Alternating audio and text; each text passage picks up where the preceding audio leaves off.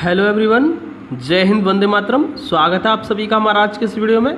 मैं हूं गौरव सर और यह है आपका अपना चैनल जिसका नाम है फिजिक्स क्लासेस बाय गौरव सर। तो डियर, बिना देर के हुए करते हैं हम आज का video start. Physics class 11 chapter number 5, नाम है चैप्टर का motion in a straight line. ठीक है, और आज जो हम इसमें कराएंगे 1 डायमेंशनल, 2 डायमेंशनल और 3 डायमेंशनल मोशन को बताएंगे। ठीक है, बताएंगे इसमें कि क्या होती है 1 डायमेंशनल मोशन कौन सा होता है, 2 डायमेंशनल कौन सा होता है, 3 डायमेंशनल कौन सा होता है। तो डियर, सबसे पहले हम देखिए एक चीज़ समझते हैं। तो डियर, अगर किसी पार्टिकल की पोजीशन को डिस्क्राइब करना है तो उसके लिए हमें सबसे पहले 3 कोऑर्डिनेट्स की ज़रूरत होगी। 3 कोऑर्डिनेट की ज़रूरत पड़ेगी हमें, एक्स कोऑर्डिनेट, वाई कोऑर्डिनेट और जेड कोऑर्डिनेट। तो dear, x coordinate, y coordinate और जेड कोऑर्डिनेट, इन 3 कोऑर्डिनेट के रिस्पेक्ट ही हम किसी पार्टिकल की पोजीशन के बारे में बता सकते हैं। ठीक है डियर, तो अब देखिए मैं समझाता हूँ एक्स कोऑर्डिनेट कौन सा होता है, वाई कौन सा और जेड कौन सा। डियर, यहाँ पर मैंने एक आपको फ्रेम ऑफ रेफरेंस बनाया, ये फ्रेम बना दिया है मैंने। ठीक है, ये है आपका एक्स एक्सिस, ये है आपकी, ये पॉइंट ओ है और इसको हम बोलते हैं ओरिजिन। क्या बोलते हैं इसको? ओरिजिन बोलते हैं इसको। ठीक है डियर, अब बात करते हैं इसमें एक्स एक्सिस की। ये जो होती है यही होती है हमारी एक्स एक्सिस। ये जो होती है ये वाली, ये होती है हमारी इसमें वाई एक्सिस। और ये जो होती है हमारी, ये होती है जेड एक्सिस। 3 एक्सिस होती है इसमें, एक्स एक्सिस, वाई एक्सिस और जेड एक्सिस। और ये क्या फ्रेम है पूरा। ठीक है, और ये जो होता है ओ, ये होता है ओरिजिन। और ओरिजिन के जो कोऑर्डिनेट होते हैं ना, वो कितने होते हैं? 0,0 होते हैं। ओके डियर, 0,0 होते हैं इसके। तो ओरिजिन के कोऑर्डिनेट 0,0 होते हैं ऑलवेज। तो यहाँ पर 3 डायमेंशनल है ये। ठीक है, तो 0,0,0 होंगे, तो यहाँ पर एक 0 और बढ़ा लेना, इसमें 0,0,0 होंगे। ओके, तो ध्यान रखना। अब देखिए यहाँ पर मैं बात कर रहा था एक्स कोऑर्डिनेट की। एक्स कोऑर्डिनेट कौन सा होता है? एक्स एक्सिस की डायरेक्शन में जो भी कोऑर्डिनेट लिए जाएंगे वो होते हैं हमारे सब एक्स कोऑर्डिनेट। वाई एक्सिस की डायरेक्शन में जितने भी कोऑर्डिनेट होते हैं वही हमारे वाई कोऑर्डिनेट होते हैं। और अगर हमने कोई कोऑर्डिनेट जेड एक्सिस की डायरेक्शन में ले रखा है, ठीक है, या जेड एक्सिस के अलोंग ले रखा है, तो वही हमारा जेड कोऑर्डिनेट हो जाएगा। तो 3 कोऑर्डिनेट की हमें ज़रूरत पड़ती है, क्योंकि हम इन्हीं 3 कोऑर्डिनेट के रिस्पेक्ट में ही किसी ऑब्जेक्ट की, ठीक है, पोजीशन को डिस्क्राइब कर सकते हैं, अदरवाइज बिल्कुल नहीं कर सकते।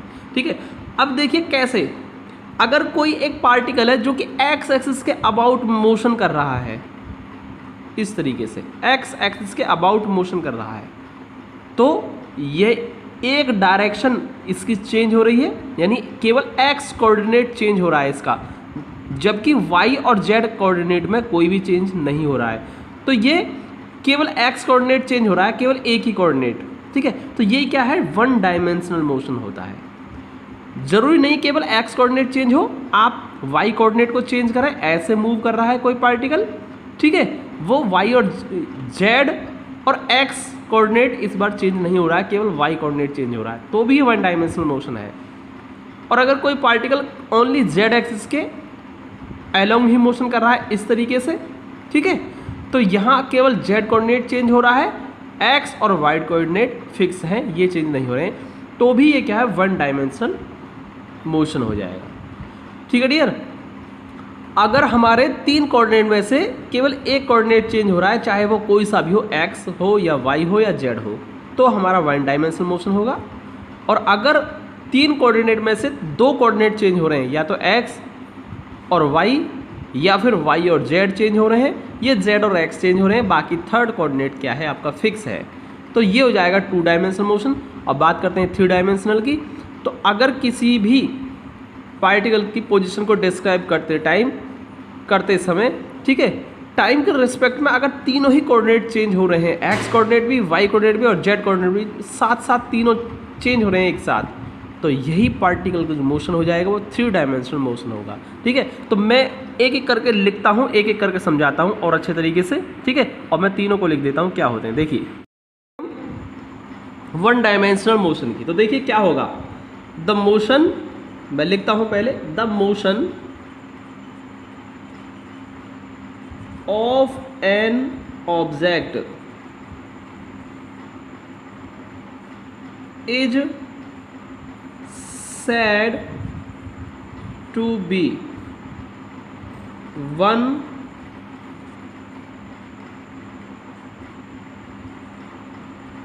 dimensional when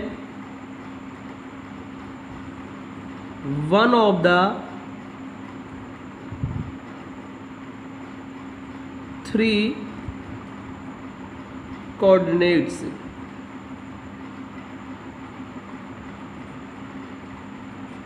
यानी कि तीन में से केवल एक कोऑर्डिनेट, ठीक है, one of the three coordinates specifying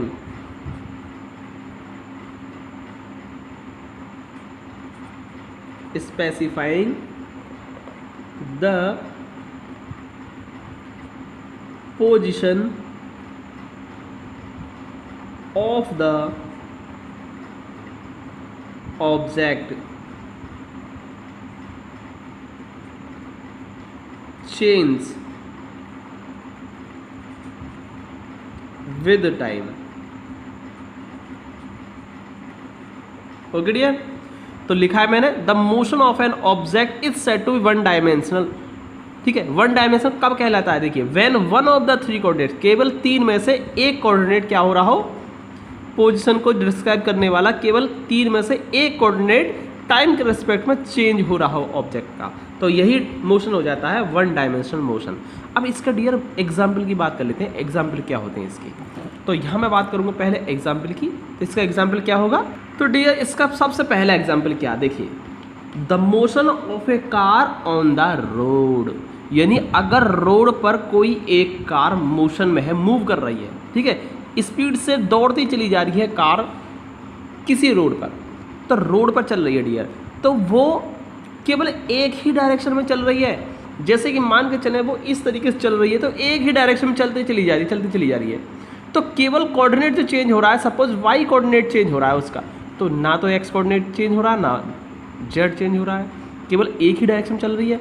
अगर वो बैक भी आती है तो वो ऐसे आएगी, तो किसके अलोंग चल रही है? वो एक ही कोऑर्डिनेट के अलोंग ही, यानी कि एक ही एक्सिस के अलोंग मोशन में है, यानी वहाँ केवल और केवल इसका एक ही कोऑर्डिनेट चेंज हो रहा है, बाकी दो कोऑर्डिनेट कोई भी चेंज नहीं हो रहे हैं। तो डियर जब भी स्ट्रेट लाइन में मोशन होता है ना, वो आपका वन डायमेंशनल मोशन ही होता है, और ये इसका बेस्ट एग्जाम्पल है।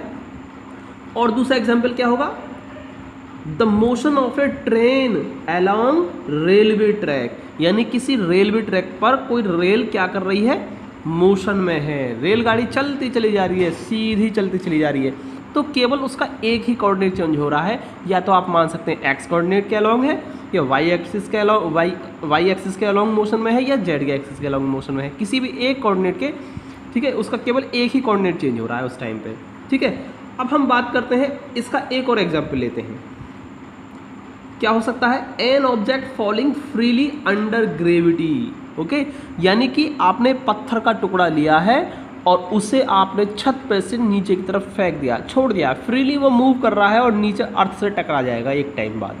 तो वो ऊपर से जिस टाइम छोड़ा था तो उसकी जो मोशन था तो वो एकदम स्ट्रेट लाइन में था, ठीक है ना, ऊपर से एकदम ग्रेविटी के अलोंग एकदम स्ट्रेट नीचे आया वो। तो वो ना तो वाई एक्सिस के अलोंग मोशन किया उसने, ना जेड एक्सिस के अलोंग किया। सपोज हमने मान लिया वाई एक्सिस के अलोंग मोशन कर रहा है वो, ठीक है, ग्रेविटी के अंडर में उसने मोशन किया, और सपोज मैंने मान लिया है कि वो वाई एक्सिस के अलोंग में मोशन कर रहा है, तो इस टाइम इसका एक्स कोऑर्डिनेट और जेड कोऑर्डिनेट क्या है? फिक्स है इसका। ठीक है डियर, तो ये एग्जाम्पल हो गए किसके? वन डायमेंशनल मोशन के। अब बात करते हैं हम टू डायमेंशनल मोशन की। तो डियर अब मैं लेता हूँ यहाँ पर टू डायमेंशनल मोशन। क्या होता है टू डायमेंशनल मोशन? देखिए, अभी मैंने आपको क्या बताया था, केवल एक कोऑर्डिनेट चेंज हो रहा है तीन में से, ठीक है। यहाँ पर क्या होगा टू डायमेंशन में? दो कोऑर्डिनेट चेंज होंगे, या तो एक्स वाई, या फिर वाई जेड, या फिर जेड और एक्स। कोई तीसरा इसमें क्या रहेगा? फिक्स रहेगा, ठीक है। दो ही कोऑर्डिनेट चेंज होंगे, चाहे कोई से भी ले लीजिए आप, ठीक है। तीसरा उसके रेस्पेक्ट में क्या रहता है? फिक्स रहता है। तो इस टाइप का मोशन हो जाएगा टू डायमेंशनल मोशन। तो इसकी डेफिनेशन आप खुद लिखेंगे। क्या लिखेंगे आप dear? The motion of an object is said to be two dimensional when two of the three coordinate specifying the position of the object change with time. Okay dear, और इसका एग्जाम्पल क्या होंगे, मैं इसका एग्जाम्पल लेता हूं। क्या हो सकते हैं आप खुद लिख लेना डेफिनेशंस, और डेफिनेशन आप खुद लिखेंगे इसकी, ठीक है।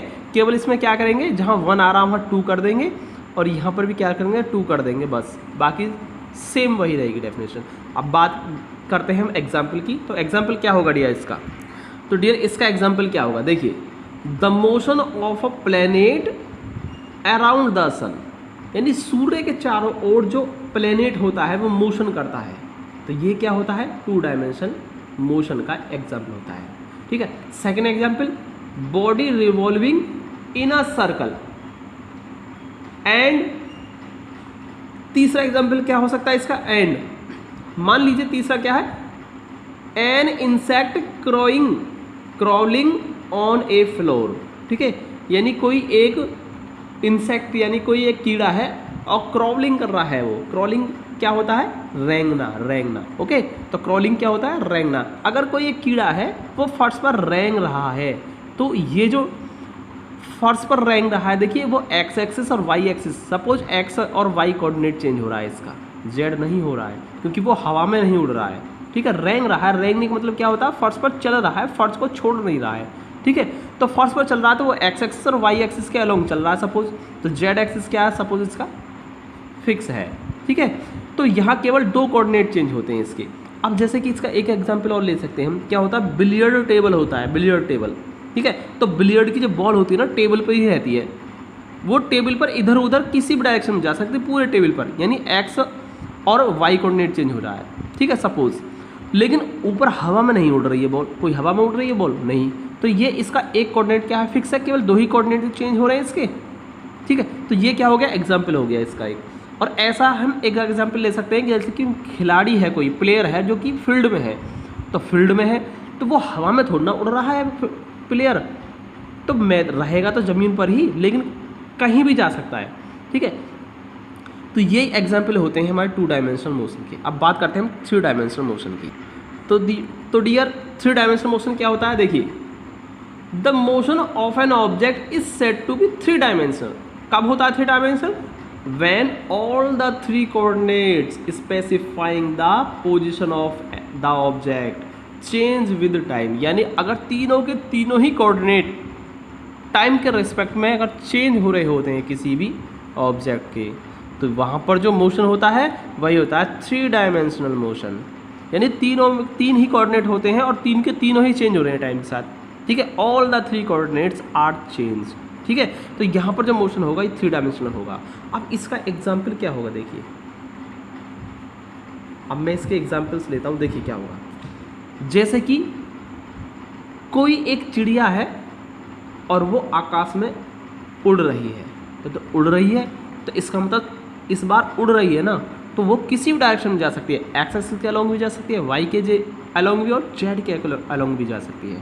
तो यहाँ पर तीनों ही कोऑर्डिनेट चेंज हो रहे हैं उसके, एक्स कोऑर्डिनेट भी चेंज हो सकता है, वाई कोऑर्डिनेट भी चेंज हो रहा है और जेड कोऑर्डिनेट भी चेंज हो रहा है। तो यहाँ पर जो मोशन होगा यही होगा 3 डायमेंशनल मोशन, ठीक है। तो एग्जाम्पल क्या होंगे इसके, the motion of a gas molecule, gas का जो मॉलिक्यूल होता है ना वो तीनों डायरेक्शन में जा सकता है, एक्स वाई और जेड एक्सिस के अलोंग मोशन कर सकता है, यानी इसके तीनों ही कोऑर्डिनेट चेंज होते हैं एक साथ, ठीक है। The motion of a bird in the sky, अभी मैंने आपको बताया है, ठीक है। और इसके बाद क्या ले सकते हैं हम, जैसे कोई आकाश में कोई एक पतंग है, काइट, वो उड़ रही है, ठीक है। क्या हो सकता है, ए फ्लाइंग काइट, ठीक है। ये सब क्या होते हैं, are example of motion in 3 dimensions, ठीक है। तो ये 3 डायमेंशनल मोशन के क्या होते हैं, एग्जाम्पल होते हैं। तो डियर यहाँ पर होता है हमारा आज का वीडियो खत्म, मिलते हैं अगले वीडियो में, ठीक है। अगर वीडियो पसंद आया हो तो लाइक करना, चैनल को सब्सक्राइब कर लें सभी, मिलते हैं अगले वीडियो में, तब तक के लिए जय हिंद, वंदे मातरम।